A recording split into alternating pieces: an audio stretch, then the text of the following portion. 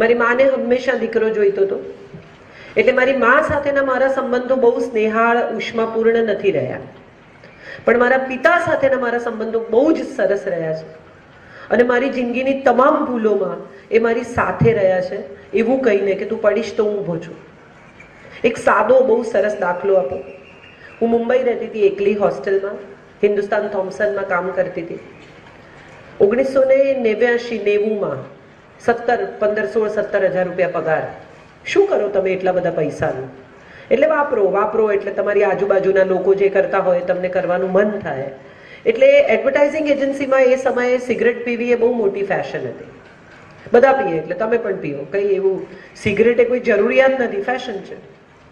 હું મારા પેરેન્ટ્સ સાથે મુંબઈથી આવેલી અને મારા પેરેન્ટ્સ અમદાવાદથી આવેલા. અમે જેસલમેર હોલિડે કરવા ભેગા થયેલા. મેં એમને હોલિડે ગિફ્ટ કરેલી. મારા પપ્પા મારા રૂમમાં આવ્યા સવારના પરમાં અને એમણે જોયું કે ચાંદીનું સિગરેટ કેસ અને લાઇટર મારા રૂમમાં છે. એટલે એમણે જોયું એટલે એમણે મને પૂછ્યું કે તું પીએ છે સિગરેટ?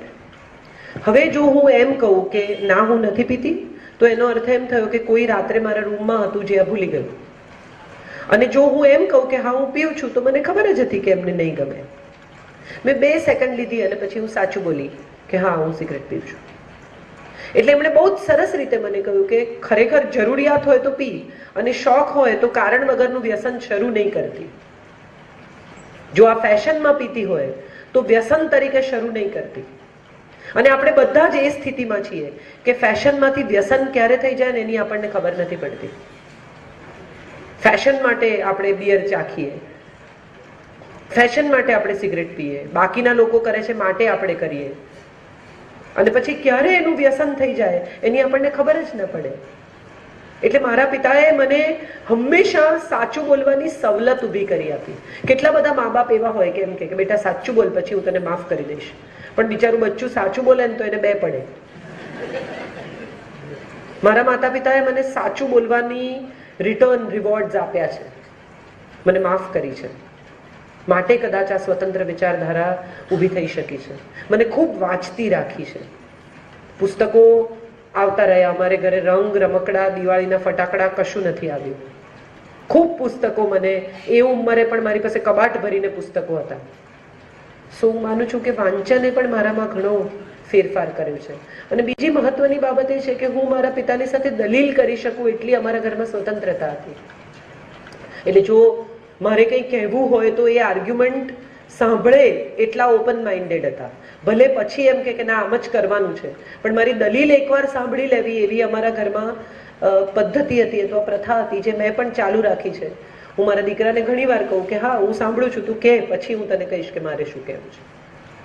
સો આઈ થિંક એટલું જો થઈ શકે તો સ્વતંત્ર વિચાર વ્યક્ત કરવાની જગ્યા મળે તો વ્યક્તિ સ્વતંત્ર થઈ શકે. બાકી ચૂપ રહે, હું કહું છું એમ કર, તો પછી વ્યક્તિ સ્વતંત્ર થાય એવી આશા થોડીક નકામી છે.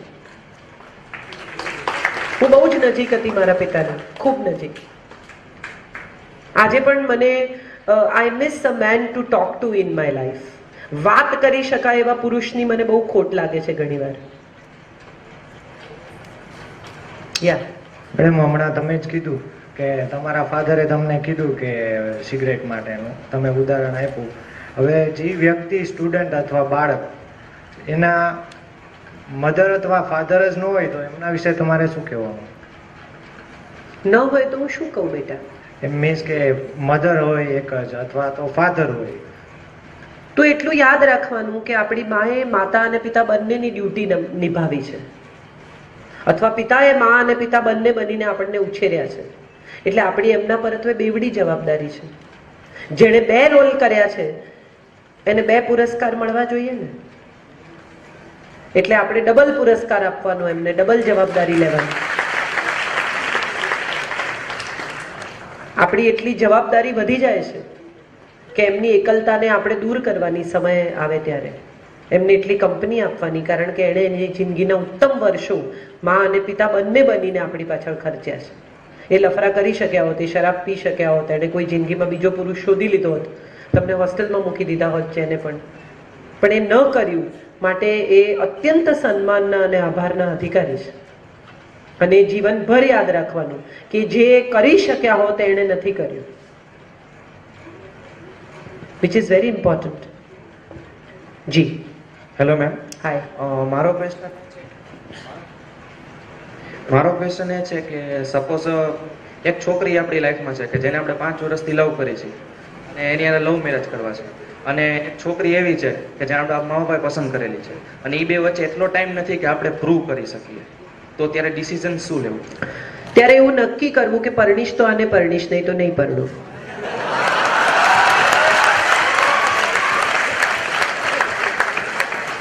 સમય બાય કરવાનો, કોઈની જિંદગી તો નહીં જ બગાડવાની. જેને પ્રેમ ન કરતા હોઈએ એની જિંદગી બરબાદ નહીં કરવાની, કારણ કે 5 વર્ષ પછી તમને એવું લાગશે કે મેં તો મારા મા બાપને કારણે આ લગ્ન કરેલા, એનો તો કોઈ વાક જ નથી. So please do not spoil anybody else's life. દ્રઢ રહો, નિર્ણય કરો અને એ નિર્ણય ઉપર કાયમ રહો. ભાગી નહીં જ જવાનું, ગુનો નહીં જ કરવાનો. જેણે પ્રેમ કર્યો છે એ હંમેશા તમારા સુખની ખેવના રાખશે અને રાહ જોશે કે તમે કેટલા મજબૂત છો. જો તમે મજબૂત હશો તો એ ચોક્કસ લગ્ન કરાવી આપશે. કોઈ માતા પિતા પોતાના સંતાનને અપરિણિત રહેતું જોવા માંગતા નથી. રાહ જુઓ. અને મેમ બીજો ક્વેશ્ચન એ છે કે તમે સ્ટાર્ટિંગમાં આવ્યા તમે કીધું કે તમારો ટાઈમ હતો ત્યારે એવું હતું કે લવ યુ હોય મીન્સ કે મેરેજ કરવાના, અને અત્યારનો સિનારીઓ તમને પણ ખબર છે કે મેં લવ યુ કહી દીધું પછી જરૂર નથી, ગમે એમ લવ યુ કહી દે છે, તો એ ટાઈમ અને અત્યારના ટાઈમમાં શું એવો ડિફરન્સ આવ્યો છે? પ્રેમનું મૂલ્ય ઘટી ગયું છે. પ્રેમની કિંમત ન હોય, એનું મૂલ્ય હોય. અને પ્રેમનું મૂલ્ય ઘટી ગયું છે કારણ કે આકર્ષણને બધા જ પ્રેમ સમજતા થઈ ગયા છે. અમારા સમયમાં તો પહેલા તો આકર્ષણ જ ન થાય. મા બાપે સ્ટેન્ડર્ડ જ એટલા હાઈ સેટ કર્યા હોય કે આટલું આટલું તો આવડવું જ જોઈએ, આવો આવો તો છોકરો હોવો જ જોઈએ, એટલે 80% લોકો તો નપાસ થાય તમારી ચોઈસમાં. બાકી વધ્યા 20, એમાંથી દરેકને તમારામાં રસ હોય એવું જરૂરી નથી.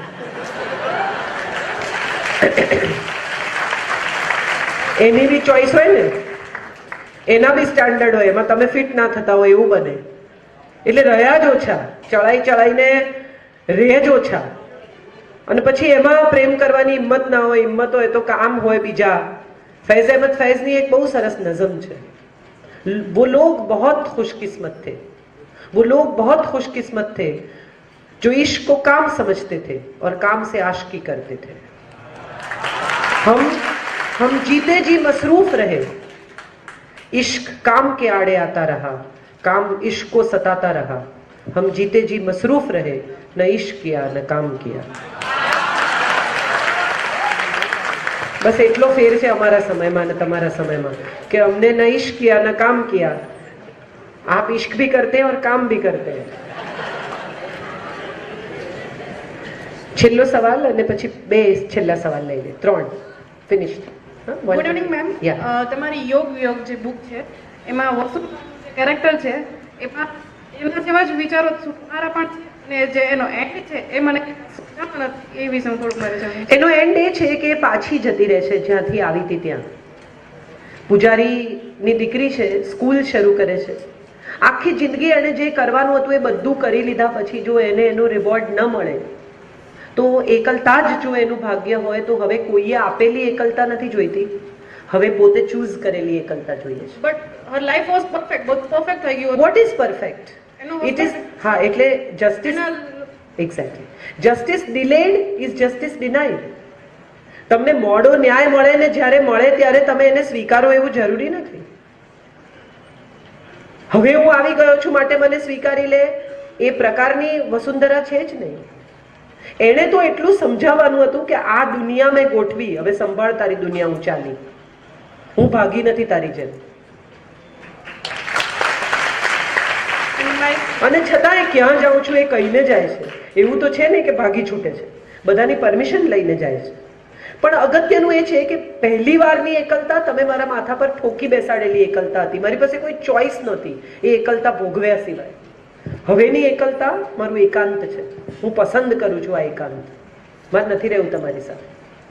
Okay, and my second question, આપણે એરેન્જ મેરેજ કરીએ, પેરેન્ટ્સ આપણા માટે જે કોઈ છોકરો શોધે અને છતાં બી છોકરો જો ખરાબ નીકળે અને સપોઝ કે પેરેન્ટ્સની રિસ્પેક્ટ નથી કરતો, પેરેન્ટ્સને કોઈ, મારા પેરેન્ટ્સને રિસ્પેક્ટ નથી કરતો, એના પેરેન્ટ્સે પેરેન્ટ્સને, મારા પેરેન્ટ્સ એના માટે કોઈ એને ફિલિંગ્સ ન હોય, તો અને છતાં પેરેન્ટ્સ એમ જ કહેવાના છે કે ના એ સારો છે, એ જે ભાઈ અમારા માટે જે કરે છે તું ત્યાં શાંતિથી રહેતા રહી.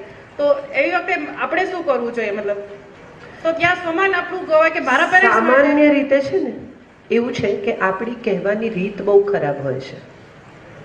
મારા પેરેન્ટ્સ મારા નહીં, આમ નહીં. બહુ શાંત ચિત્તે આ વિષય વિશે ચર્ચા થઈ શકે, મગજ ગુમાવ્યા વગર. સૌથી પહેલું તો એવું નક્કી કરવાનું છે કે આપણે કોઈને કન્વિન્સ કરવા હોય ને તો મગજ નહીં ગુમાવવાનું. દુનિયાની કોઈ પણ આર્ગ્યુમેન્ટમાં તમે મગજ ગુમાવ્યું ને એટલે તમે આર્ગ્યુમેન્ટ ગુમાવી બેઠા. તમે જેવું મગજ છટક્યું તમારું એવું તમારા હાથમાંથી આર્ગ્યુમેન્ટ છટકી. આ કાયમ માટે નક્કી રાખજો. શાંત ચિત્તે તમારા મુદ્દા કોઈ વ્યક્તિને સમજાવવાની જો તમારામાં તાકાત હોય તો તમે એ દલીલ જીતશો એવું નક્કી છે. આપણે કરીએ છીએ શું? તારા મા બાપ મારા, મારા મા બાપ મારા મા બાપ નહીં. આ આર્ગ્યુમેન્ટની રીત જ નથી, આ ઝઘડો છે સીધો. એને એમ કહી શકાય કે હું પણ મારા મા બાપને બહુ ચાહું છું, થોડો સમય હું એમને આપું તો તમને વાંધો નથી ને? પ્લીઝ, હું પણ એમની દીકરી છું, તમે આટલું મને અલાવ કરશો તો મને બહુ ગમશે. આમાં ઈગો નથી, આમાં નમ્રતા છે. અને મહાત્મા ગાંધીએ એક જગ્યાએ લખ્યું છે કે નમ્રતાથી મોટો જગતનો કોઈ અહંકાર નથી, જે મારો અનુભવ છે. તમે, હું મારી બેગ લઈને આવું ને એટલે 6 જણા એવા હોય કે જે મને એમ કે લાવો લાવો મેડમ મને બેગ આપી દો, પણ હું મારી બેગ મૂકીને રાહ જોઉં ને કે કોઈ ભાઈ આ બેગ લઈ લો, તો સામેની વ્યક્તિને અપમાન લાગે છે. હું અહીંયા બેગ લેવા આવ્યો છું, એને બદલે તમે લઈને 2 ડગલા તો ચાલો, 3 જણા તૂટી પડશે જો એ તમને ચાહતા હશે. પણ એટલી ધીરજ, એટલી નમ્રતા, એટલું ઔદાર્ય, એટલી સમજદારી આપણામાં હોવી જોઈએ. કોઈ પણ એક વ્યક્તિ ત્યારે જ પૂજનીય, સ્નેહનીય, વાલ ને હકદાર બને છે જ્યારે એનો પોતાની જાત પર કંટ્રોલ છે. તમે તમારી જાતને કંટ્રોલ નથી કરી શકતા તો બીજાને શું કંટ્રોલ કરવાના? સૌથી પહેલો સંયમ તો સ્વયં પર કેળવવાનો છે, પછી રિમોટ બીજાના હાથમાં લો. તમારો રિમોટ જ તમારા હાથમાં નથી, એ જ તમે ઉડાડી દીધો છે. કોઈ પણ વાત, દુનિયાની કોઈ પણ વાત કહેતી વખતે 1 તમારો મુદ્દો મજબૂત હોવો જોઈએ અને 2 તમારો અવાજ નીચો હોવો જોઈએ.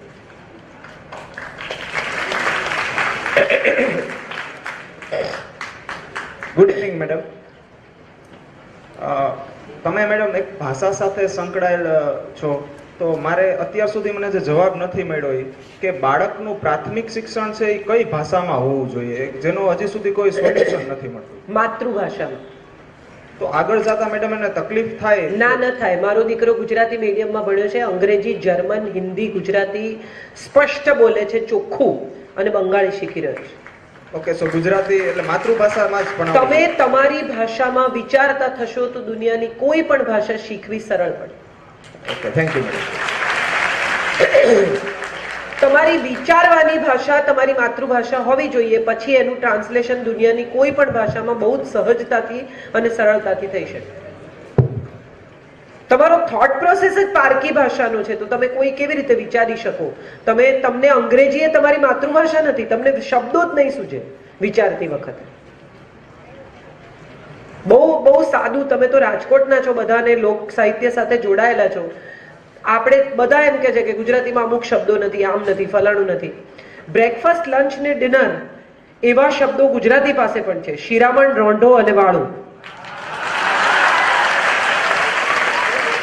સાંજના કચરાને વાસીદું કહેવાય અને સવારથી સાંજ પછીનો સાંજનો કચરો હોય એને સંજવારી કહેવાય. આ ગુજરાતી આપેલા શબ્દો છે. પાલવનું અંગ્રેજી શું છે? પાલવનું અંગ્રેજી કોઈ પાસે છે જ નહીં. પાલવ જ નથી એ લોકો પાસે. માનો પાલવ એવું તમારે જો ડિસ્ક્રાઇબ કરવું હોય તો તમે કેવી રીતે કરશો? તમને હું કહું એટલે તરત સમજાય કે એના માના પાલવમાં સંતાય છે. આપણી ભાષા પાસે જે છે એ જગતમાં કોઈ ભાષા પાસે નથી. મેં તમને પહેલા જ કહ્યું કે માના કપડામાંથી હળદરની વાસ આવતી હોય, માં લગર વગર હોય, માના શરીરમાંથી પરસેવાની પણ વાસ આવતી હોય અને માં ચીડાતી પણ હોય, તે બધા પછી ભેટવું કે વાલ કરવું માને જ ગમે, એના જ ખોળામાં સૂવું ગમે, પડોશીના ખોળામાં સૂવું ના ગમે. અંગ્રેજી એ પડોશીની ભાષા છે, આપણી નથી. શીખી શકાય, પડોશીની જોડે આપણે બહુ બને એવું બની શકે, પણ આપણી માં એ તો આપણી જ માં છે. કોણ? હા, ગુડ ઇવનિંગ મેમ.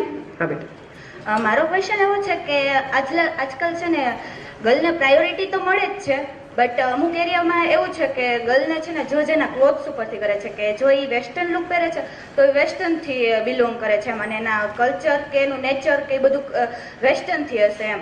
અને જો કોઈ ઇન્ડિયન લુકમાં હોય ને તો એને એમ માને છે કે એ આઈની છે કે એ સારી છે એમ, અને એને છે ને એના વેસ્ટર્ન લુક પર તેને બહુ ચીપ કોમેન્ટ આપે છે. તો આ જે સોસાયટી છે ને સમજાવવું કેમ કે એ એના વેસ્ટર્ન લુક ઉપરથી ગર્લ છે ને વેસ્ટર્ન લુક થઈ જતી, પણ એ અહીં ઇન્ડિયાની જ રહે છે એમ.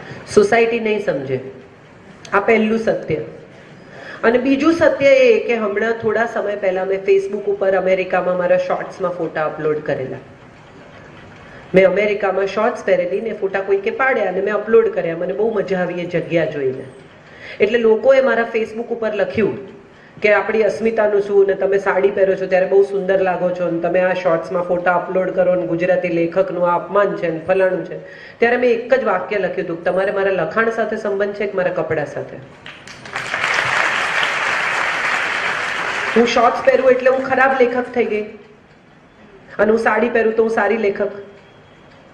બહુ બીજા લોકોની કમેન્ટ્સથી આપણું જીવન ચલાવવાનો પ્રયત્ન ના કરવો, કારણ કે તમે સારું કરશો તો એ ભૂલો કાઢશે ને તમે ભૂલો કરશો તો એ ભૂલો કાઢશે. અને મેમ મારો બીજો ક્વેશ્ચન એવો છે કે અમુક એવું હોય કે આપણે કોઈના પ્રત્યે સારી એવી લાગણી હોય ને પણ એ પર્સન આપણા પ્રત્યે લાગણી ના હોય એમ,